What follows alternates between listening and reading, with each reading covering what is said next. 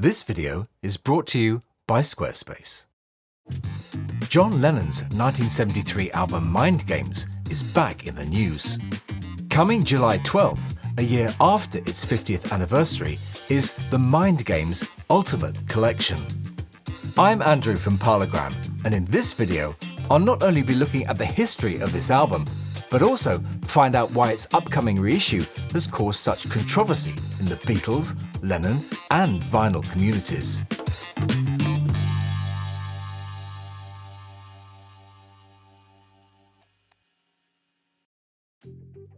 After the mysterious shelving of the reissue of the Sometime in New York City album, and the lack of any new McCartney or Beatles box sets, the forthcoming reissue of Mind Games has become the main focus for fans and collectors.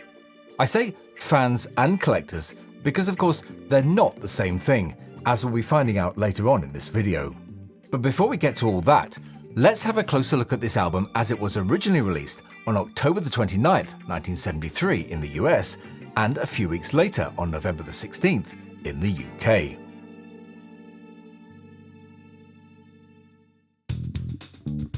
"1973 was a tough year for John Lennon. Hurt by the commercial and critical failure of Sometime in New York City, stressed by the frequent court appearances as he battled to stay in the country, paranoia brought on by constant surveillance from the FBI, and coming to terms with the fact that his marriage was falling apart. Yoko had kept herself busy during this period by recording the Approximately Infinite Universe and Feeling the Space albums. By contrast, John had hit a trough in both his confidence and creativity. He would need all of his toughness and talent if he wanted to prove that he was still a creative force to be reckoned with. And with that in mind, set out to create an album which would put him back on the musical map. Now, the Beatles were never adverse to reviving older material when they had to, What Goes On and One After 909 being prime examples.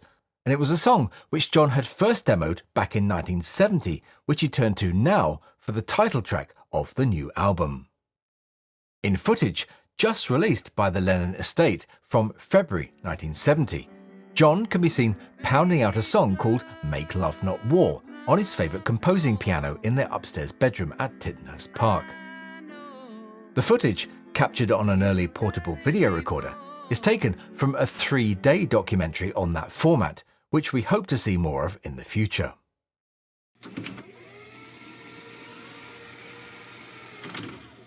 Moving forward to 1973, the now outdated Make Love Not War title was changed to Mind Games, and the song was crafted into one of John's strongest and best songs of his solo career. In his BBC interview from 1980, John recalled recording the track and the issues he had with the musicians on the session. That was a fun track because the voice is in stereo and the seeming orchestra on it is just me playing 3 notes with a slide guitar. The middle 8 is reggae. Trying to explain to American musicians what reggae was in 1973 was pretty hard, but it's basically a reggae middle 8 if you listen to it. Love is the answer. It goes, but it was hard telling these, they didn't know what reggae was then. Yeah. I'm glad it's played. It ain't bad. But one song does not an album make, so John quickly set about creating enough to fill up an album which he hoped would revive his pop music credentials. But he was up against stiff competition that year. There was George's Living in the Material World, Paul's Band on the Run, Ringo's Ringo, not to mention the Beatles' Red and Blue albums. John liked to work quickly and wasted no time in getting a band together. Impressed by the musicians Yoko had used on her Feeling the Space album, John decided they would be perfect for the Mind Games sessions, and even renamed them the Plastic UFO Band. The musicians included session drummer Jim Keltner, guitarist David Spinoza, and Gordon Edwards on bass.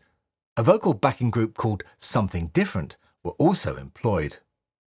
The sessions were booked for June at New York's Record Plant Studios, but just as they were about to get underway, John and Yoko split up.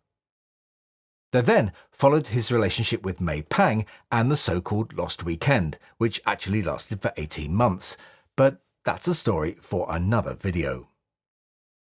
Now, one of the major differences between this album and his previous 3 solo albums was the absence of Phil Spector as producer.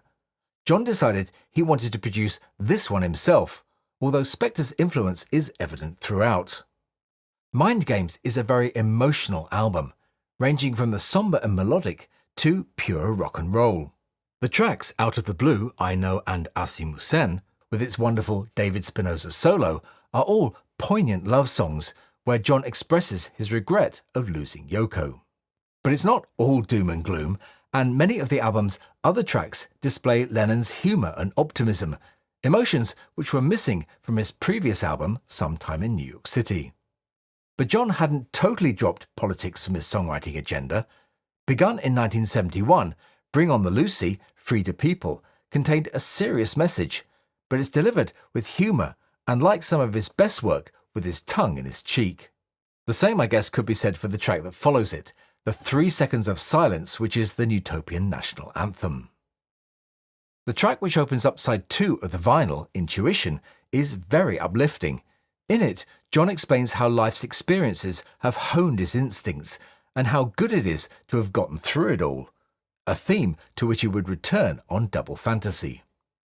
Other tracks, such as Out of the Blue and Only People, are decent songs, but let down by their production. The use of backing vocalists was perhaps not the right choice for those songs. If you're a creator or entrepreneur wanting to launch a successful business online, this video sponsor Squarespace can make it happen. Don't worry if you've never designed a website before.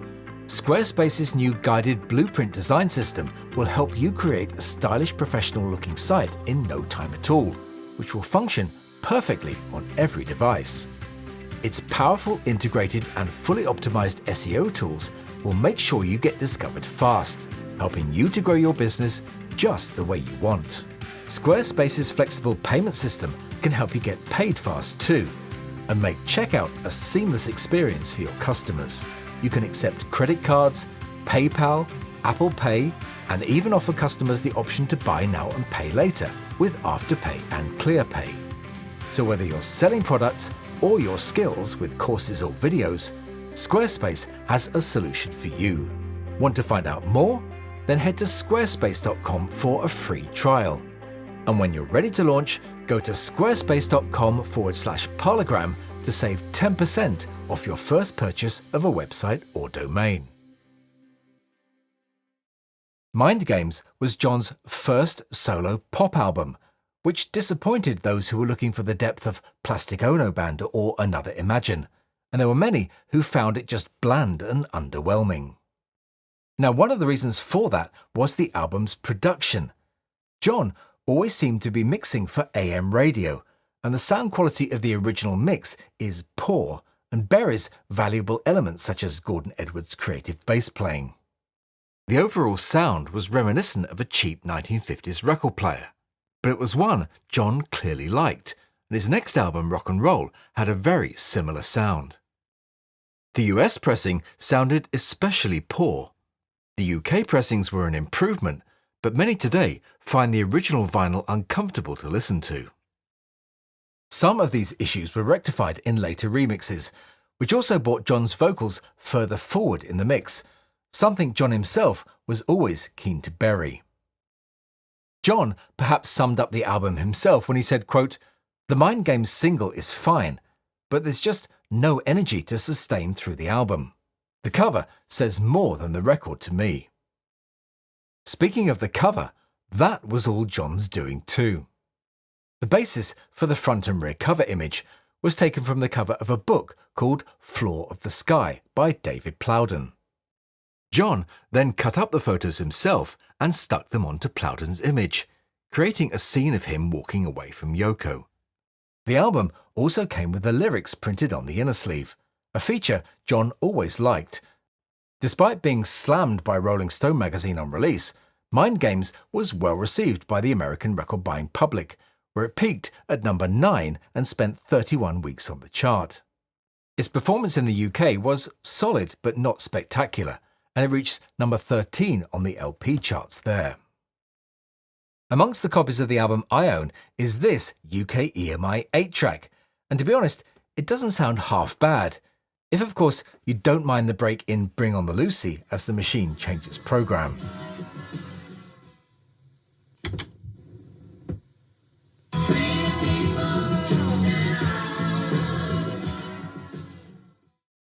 In November 1980, it was, along with George's Dark Horse and Ringo's Blast from Your Past, downgraded to budget label status. It was also downgraded in the States to Capitol's Value series. The album's first digital release came in August 1987 on This CD, before being given the remix treatment by Peter Cobbin in 2002, where 3 bonus home demo tracks were added. It was then given the audiophile half-speed master treatment by Mobile Fidelity in 2004. Its last reissue came in October 2010, when it was remastered to commemorate John's 70th birthday, but this time with no extra tracks. But then, in October last year, news came that Mind Games, the Ultimate Collection, would be released in 2024 and would contain 6 albums worth of material, followed by even more surprises later in the year.